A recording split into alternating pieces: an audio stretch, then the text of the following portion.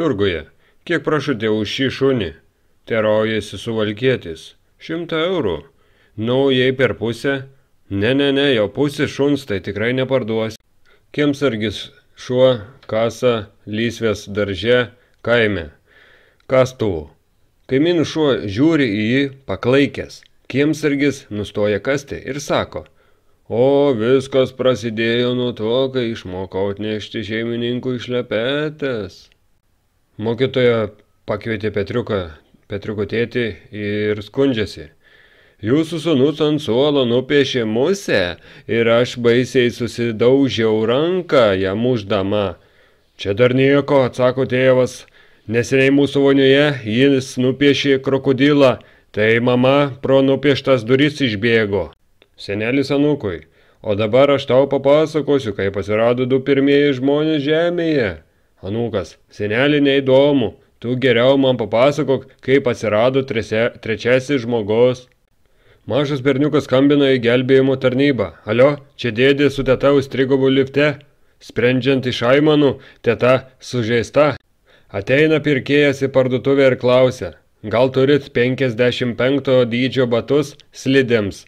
Nustebęs pardavėjas klausia: O kam dar jums tos slidės? Naujasis rusas pasikviečia seniai matytą draugą į namus. Draugas vos įėjęs ima stebėtis: Oho, koks didelis tavo butas.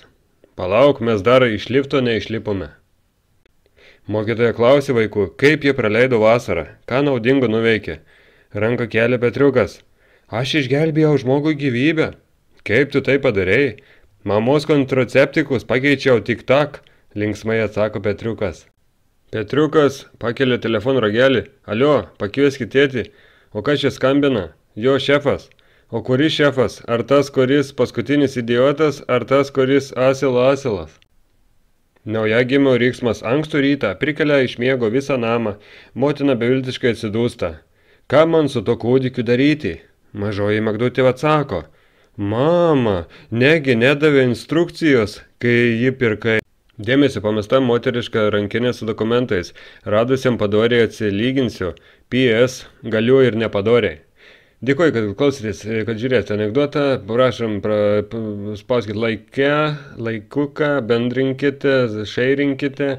Ir iki kitų kartukų, jei patiko laiką, būtinai uždėkit komentarą, irgi galite uždėti. Ačiū Jums, iki kitų video.